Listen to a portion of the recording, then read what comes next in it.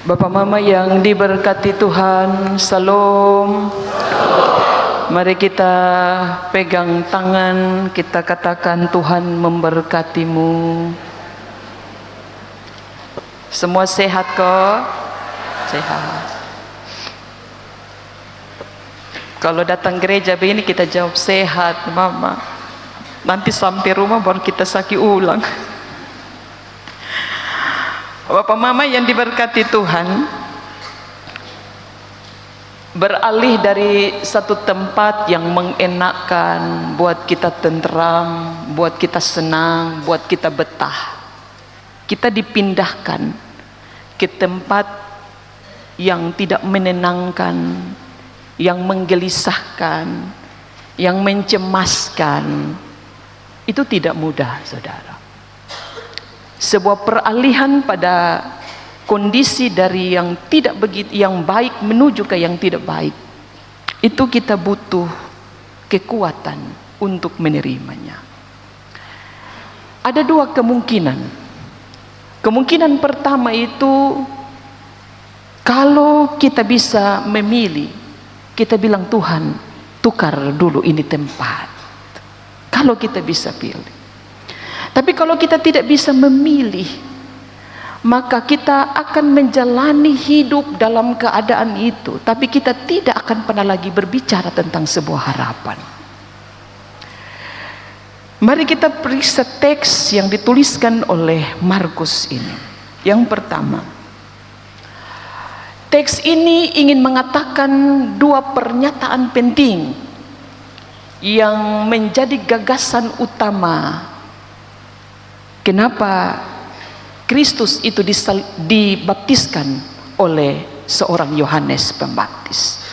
Yang pertama, perikop ini mau bilang kepada saudara dan saya, dia adalah anak Allah yang berkenan. Itu kata perikop kita pagi ini.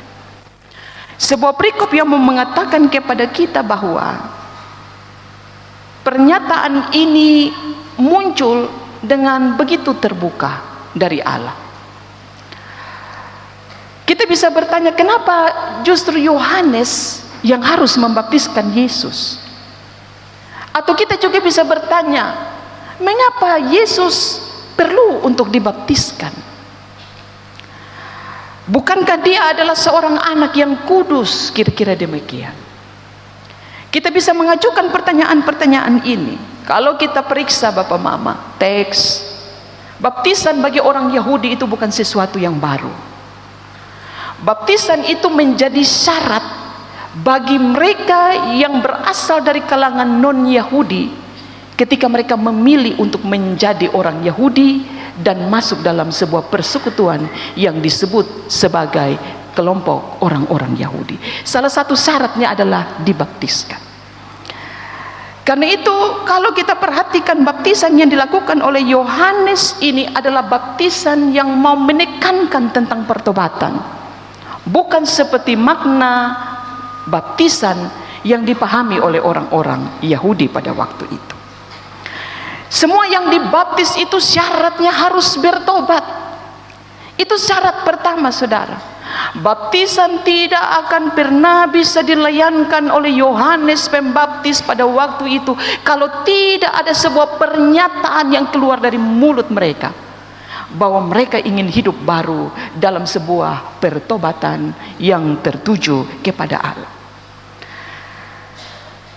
Kalau begitu kita bisa bilang begini Bapak Mama, Yesus yang dibaptis itu lebih banyak dilihat sebagai bentuk penggenapan apa yang dikatakan oleh nubuatan dalam perjanjian lama. Memang kalau kita periksa teks perjanjian lama tidak bilang kepada kita nanti Yesus akan dibaptiskan oleh seorang Yohanes Pembaptis. Itu teks itu tidak ada bicara begitu.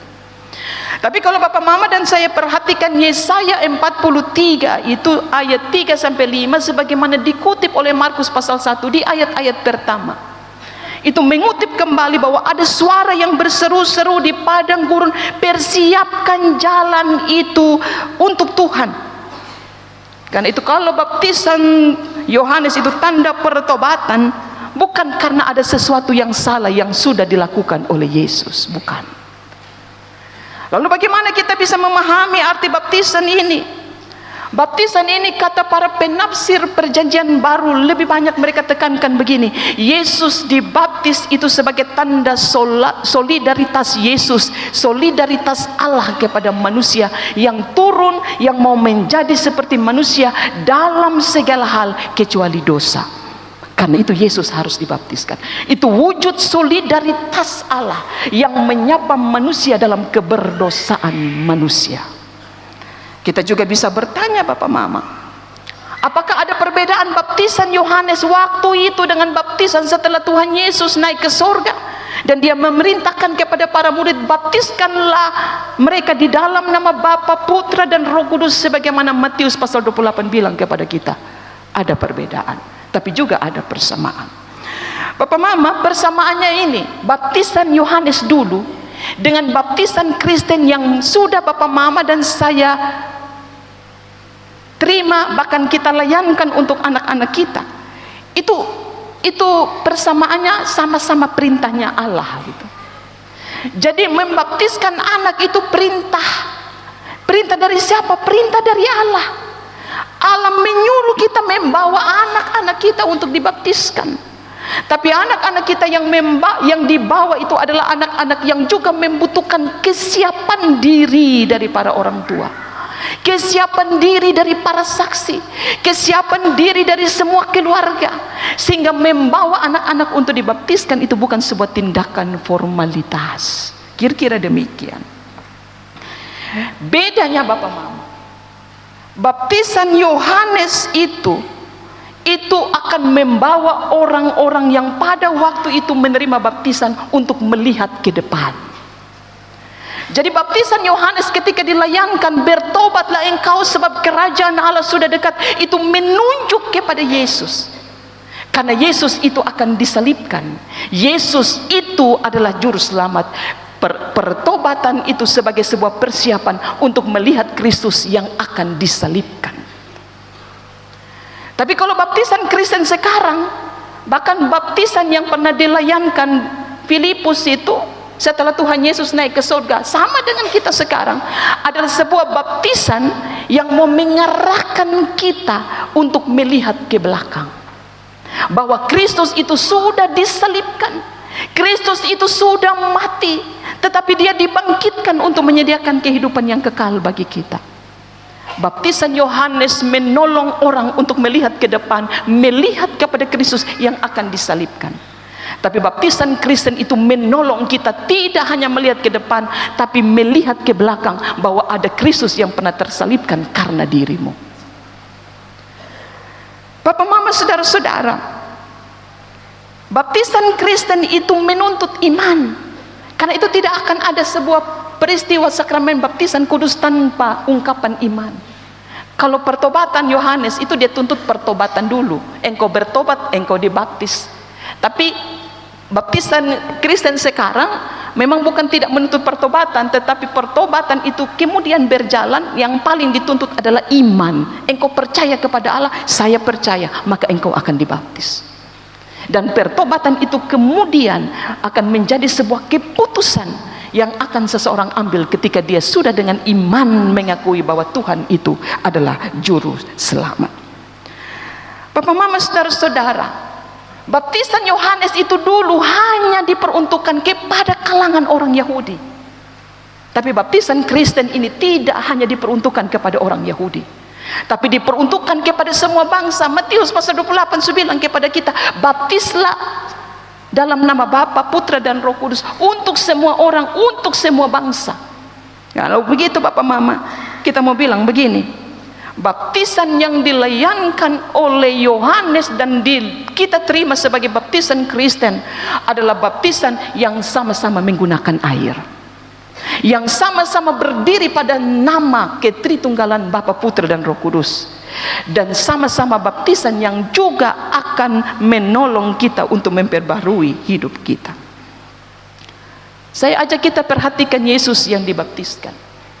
Ada sebuah peristiwa yang tidak lazim gitu saudara, yang dicatat oleh Markus. Burung merpati datang, itu Roh Kudus yang menyerupai burung merpati. Ada suara yang berseru, Ini kita mau bilang begini Bapak Mama, Yesus yang dibaptis oleh seorang Yohanes Pembaptis itu bukanlah tangan Yohanes yang membaptis dia, tapi sebuah penegasan yang keluar dari mulut Allah bahwa inilah anak yang kukasihi, yang kepadanya aku berkenan. Penegasan langsung dari Allah itu Bapak Mama. Sebuah penegasan yang mau mengatakan kepada kita Bapak Mama bahwa Yesus yang disalibkan, yang dibaptiskan itu adalah Yesus yang tidak hanya sementara menunjukkan keilahiannya sebagai anak Allah, tapi Yesus yang dibaptiskan itu juga adalah Yesus yang juga menunjukkan kemanusiaannya.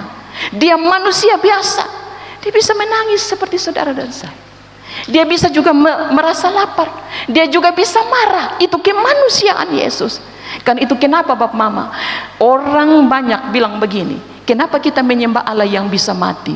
Yang mati itu kemanusiaannya. Yesus itu manusia biasa, karena itu dia harus melewati sebuah proses yang mau mengatakan kepada dunia dan sejarah ini bahwa dia adalah manusia yang juga bisa mati. Jadi yang mati itu kemanusiaan Yesus, tapi kemudian yang bangkit itu adalah keilahiannya, saudara. Yang mati itu yang disalibkan, yang mati itu yang dikuburkan, tetapi yang bangkit itu yang menunjukkan keilahian, yang menunjukkan tentang siapa diri Yesus itu. Allah bilang itu secara terbuka, saudara. Kalau dulu dengan Maria dia tutup, hanya konsumsi secara pribadi. Allah bilang kepada Maria, engkau akan mengandung seorang anak, dan anak itu harus diberikan nama Immanuel. Itu konsumsi tertutup, hanya Maria yang tahu.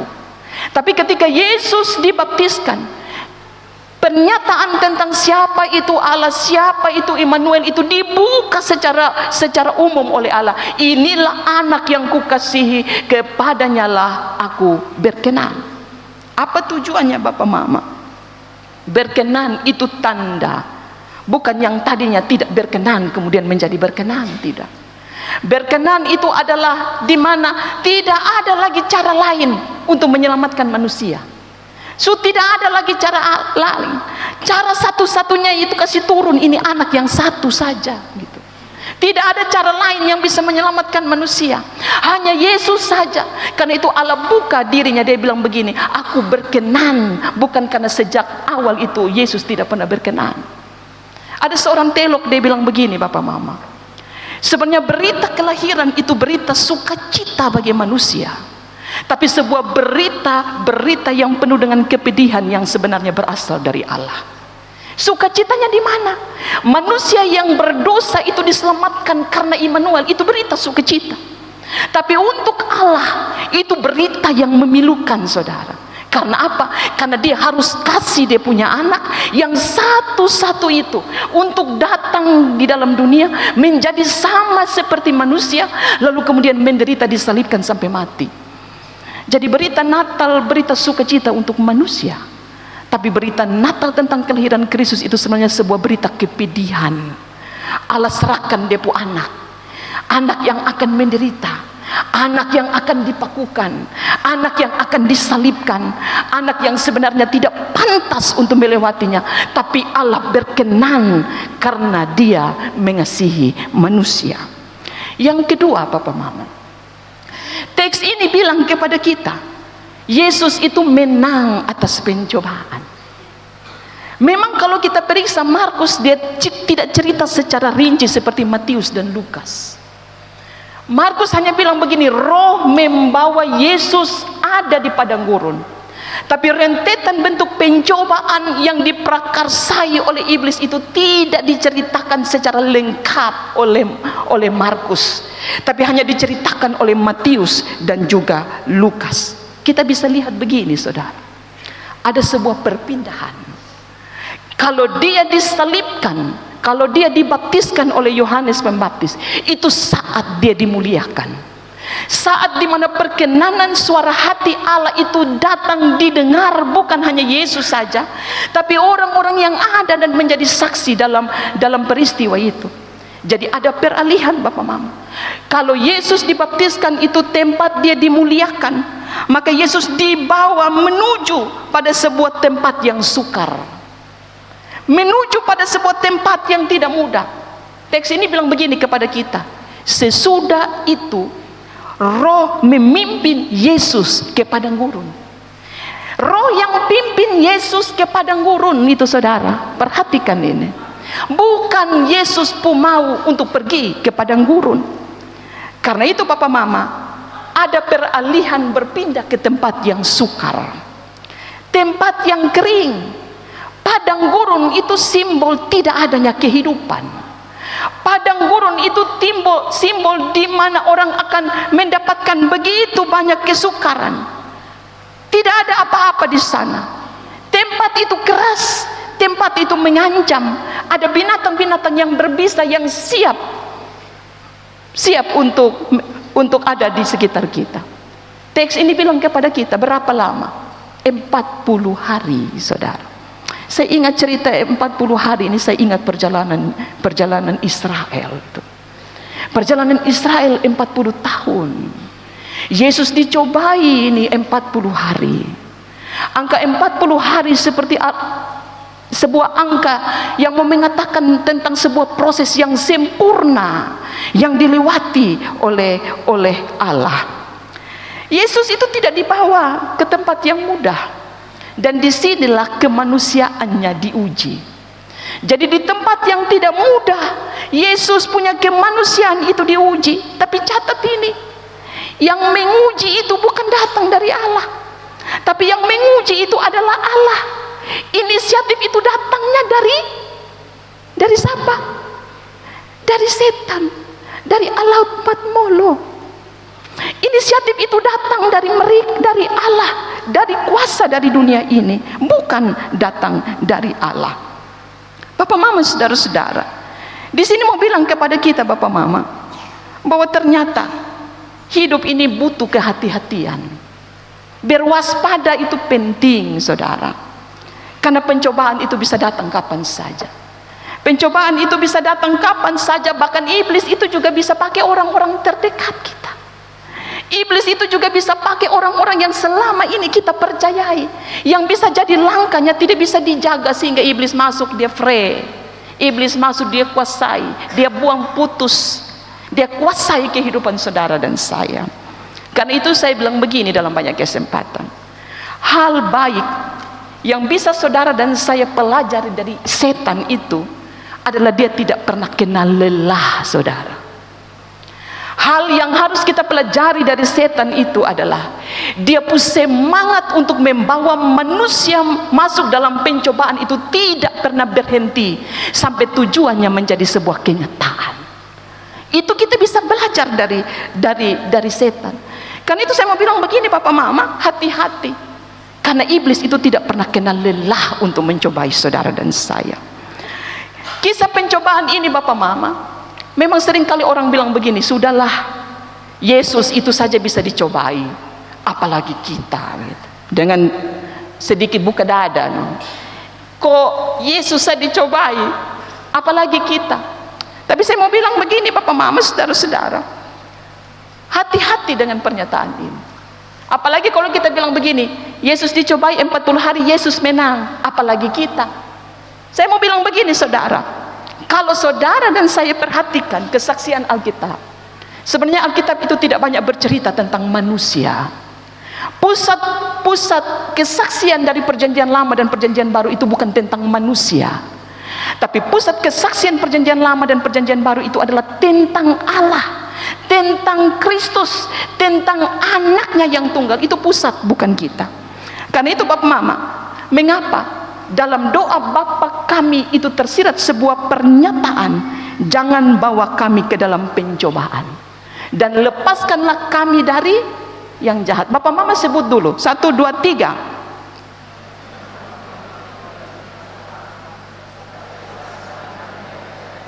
Terima kasih.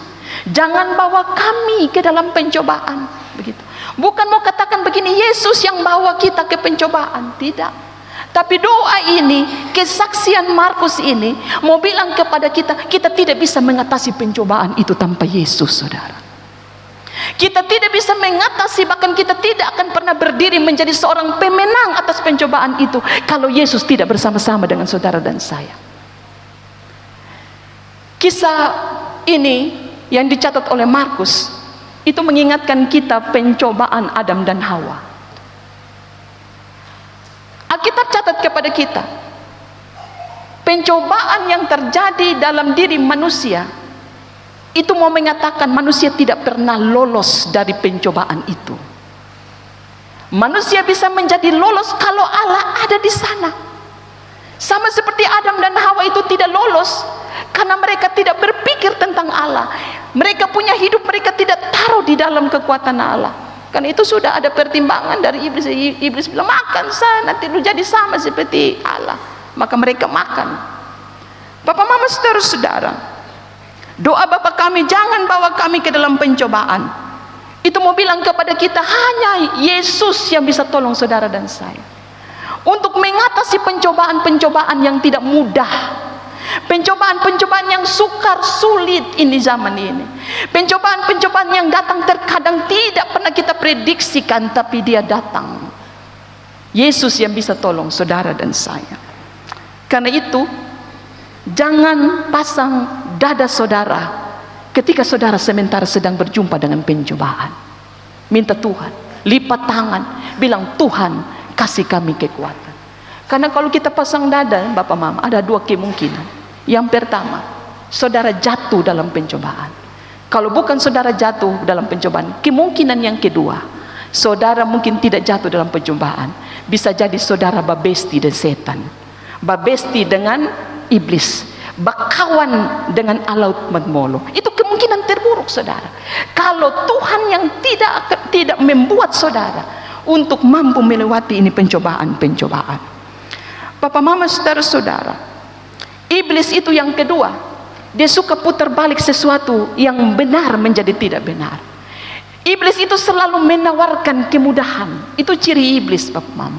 Karena itu kenapa pencobaan salah satunya dia bilang begini, batu itu dia akan ubah menjadi roti. Ini cara tercepat gitu. Cara yang tercepat yang bisa dipakai oleh iblis. Dan karena itu Bapak Mama, sering kali kita juga jatuh dengan cara ini. Kadang kita mau semua cepat. Kita pakai jalan pintas yang ditawarkan. Kita tidak mau ikuti sebuah proses. Pencobaan di padang gurun itu mau bilang kepada saudara dan saya, iblis itu tawarkan cara tercepat. Batu jadi roti. Tidak perlu pi toko, tidak perlu pi kios, ambil, masih ramas, masih tunggu dia naik, masih bakar, terlalu lama, butuh waktu. Paling cepat ini batu betul rubah jadi roti.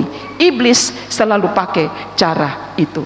Karena itu berhati-hatilah. Ada beberapa pesan teks. Yang pertama, Bapak Mama, ketika saudara dan saya baca teks ini, saya ajak begini, periksa hidup saudara. Di mana sekarang saudara sementara sedang berdiri? Periksa hidup saudara sekarang. Kita bisa bilang begini, jika masa kita ada sementara masa yang penuh dengan kesukaran, seperti yang sukar ini dia bersambung dengan jelas di tahun 2025. Semua yang penuh dengan kesukaran di tahun 2024, dia seperti tidak mau terlepas. Dia seperti tersambung terus dalam perjalanan kehidupan kita di tahun 2025. Maka saya mau ajak renungkan teks ini saudara. Ada saat memang saudara, Tuhan bawa saudara, Tuhan sengaja membawa saudara ke tempat yang sukar, yang tidak semua orang menginginkan situasi itu. Kadang Tuhan sengaja bawa, seperti roh yang membawa Yesus. Hidup yang Bapak Mama dan saya jalani, apa bisa memilih saudara? Saya pikir kalau saudara dan saya bisa memilih, maka teks ini mau bilang kepada kita, pilihlah yang benar, pilihlah yang baik, pilihlah sebagaimana yang berkenan kepada Allah. Tapi ada saat di mana Bapak Mama, hidup ini adalah hidup yang tidak memberikan pilihan apa-apa kepada kita. Kita tidak diberikan pilihan oleh Tuhan, tapi kita disuruh pergi dan berjalan, karena Yesus membawa kita ke tempat yang sukar, tempat yang orang bilang kita tidak berkenan untuk ada di sana. Tapi ketika belajar dari tema ini, menjadi berkenan kepada Allah, kadang kita bisa menjadi orang-orang yang berkenan di hadapan Allah ketika Tuhan membawa kita di tempat yang tidak pernah kita kenankan, yang tidak pernah kita inginkan, yang tidak pernah kita doakan. Justru Yesus bawa kita ke sana supaya kita menjadi orang-orang yang berkenan di hadapannya. Tetapi catat ini, Yesus bawa ke sana bukan untuk mencobai saudara. Ada kesukaran ya, ada kepahitan hidup ya, ada perasaan sakit hati ya. Tapi Yesus bukan membawa kita untuk dicobai. Karena Allah tidak pernah mencobai manusia. Tapi yang dia mau inginkan adalah Bapak Mama apa? Di sanalah dia ingin menunjukkan tentang siapa dia melalui semua situasi yang tidak mudah itu. Yang kedua, Bapak Mama, kalau roh membawa kita seperti roh membawa Yesus, maka pesan teks yang kedua saya mau bilang begini, percayakah saudara bahwa sekarang ini roh itu yang bawa saudara memasuki tahun 2025? Percaya? Percayalah. Roh itu yang membawa masuk kita ke tahun 2025. Sekalipun Bapak Mama dan saya buka ini mata, seperti tahun 2025 dia lebih kencang anginnya daripada tahun 2024. Tapi saya mau bilang begini, kalau saudara yakin bahwa roh Tuhanlah yang membawa saudara, maka luaskan itu hati. Jangan keraskan ini hati, karena Allah tidak pernah membawa saudara dan saya di tempat yang salah. Seorang papa bisa dalam kelemahannya bisa membawa anak-anaknya pada tempat yang salah, bisa saudara, karena kekurangannya, karena kelemahannya, karena ketidaksadarannya. Tapi Allah itu, dia tidak pernah membawa saudara salah pada tempat yang salah. Dia punya tujuan yang akan kemudian dapat kita pahami kalau saudara dan saya sudah melewatinya. Kita hidup sekarang untuk hari ini, Bapak Mama baru paham mungkin 1 tahun mendatang itu saudara.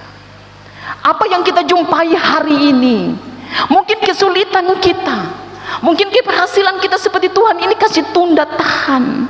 Itu baru kita paham kalau kita sudah melewati berbulan-bulan hari, berbulan-bulan menuju tahun. Kemudian baru kita paham bahwa benar Tuhan tidak keliru membawa kita sampai pada tempat ini. Kalau begitu Bapak Mama, saya mau bilang begini, semua yang kita lewati, semua yang kita jalani, semua perjalanan seperti padang gurun yang penuh dengan kesukaran, kesulitan itu selalu ada pada limit waktu. Tidak ada hidup yang terjadi dalam dunia ini yang berjalan itu dia terus dari awal sampai akhir. Selalu perjalanan hidup saudara dan saya ada pada limit waktu. Saya mau bilang begini Bapak Mama, jika engkau merasa sudah diberkati karena apa yang engkau gumuli bertahun-tahun itu sudah Tuhan sediakan, maka saya mau kasih ingatlah perjalananmu dulu. Kalau sekarang Tuhan suka kasih keberhasilan, hidupmu Tuhan luaskan, hidupmu Tuhan sediakan seperti yang engkau doakan, yang juga engkau minta, yang juga engkau pergumulkan, maka jangan melulu untuk memandang ke depan, tetapi sesuai waktu pandanglah ke belakang. Karena ada masa-masa sukar sulitmu, jatuh bangunmu, keringatmu, air matamu yang juga turut berperan di dalam pergumulanmu di padang gurun kehidupan itu. Karena itu Bapak Mama, ingatlah perjalanan sulitmu dulu. Supaya apa? Supaya kita belajar menghargai ini hidup saudara. Supaya kita belajar menghargai semua yang Tuhan sudah kasih. Supaya nasi di piring yang terdiri dari sayur, yang terdiri dari nasi, yang terdiri dari ikan itu mampu kita hargai. Bahwa ini tidak terjadi secara instan dan tidak terjadi tanpa sebuah proses yang panjang, yang juga pasti melelahkan. Ingatlah Bapak Mama, jika Tuhan membawa kita di tahun 2025, Mungkin 2025 ini padang gurun bagi kita, seperti perapian yang terjadi di Los Angeles dalam beberapa hari ini. Saya mau bilang begini Bapak Mama, hidup yang kita jalani sekarang ini, kalau Tuhan yang membawa kita di sini, maka bersabarlah untuk melewatinya. Karena perjalanan hidupmu dengan musim itu ada dan tunduk dalam limit waktu Allah. Sabar itu Bapak Mama memang tidak mengubah keadaan, tapi sabar itu akan menolong saudara untuk mampu belajar menerima keadaan. Sabar untuk hari ini, sabar untuk hari esok, mungkin tidak akan membuat dan mengubah hidup kita seperti yang kita harapkan.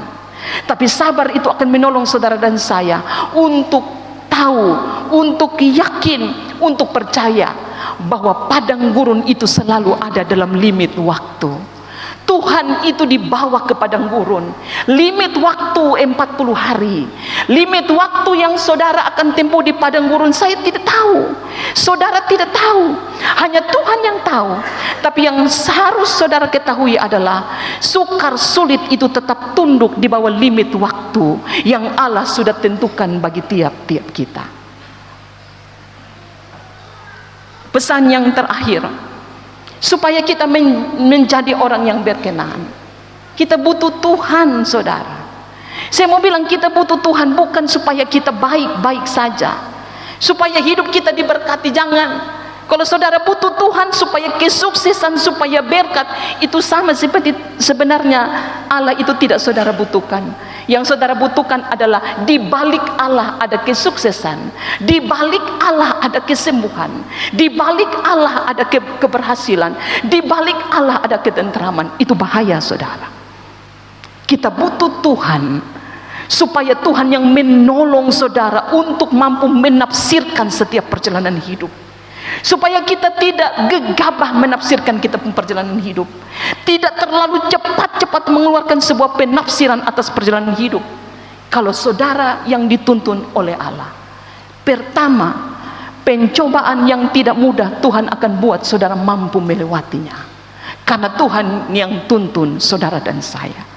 Yang kedua, kalau Tuhan yang tuntun saudara dan saya, Tuhan yang tuntun perjalanan hidup saudara dan saya, maka Tuhan yang sama itu memastikan limit waktu padang gurun itu ada dalam otoritasnya. Maka yang mengendalikan waktu itu bukan saudara dan saya, tapi yang mengendalikan limit waktu itu adalah Tuhan. Sambil apa? Dia menambahkan kekuatan kepada dirimu, dia menambahkan keberanian dalam dirimu, dia menambahkan kerendahan hati dalam dirimu, sehingga kalau Tuhan izinkan di tahun 2025 engkau bisa angkat muka, tapi jangan angkat mukamu terlalu tinggi melebihi kemanusiaanmu ketika engkau melihat Tuhan. Sesewaktu saudara pun juga harus tunduk dan berkata, hidupku hari ini itu karena anugerah Tuhan. Amin.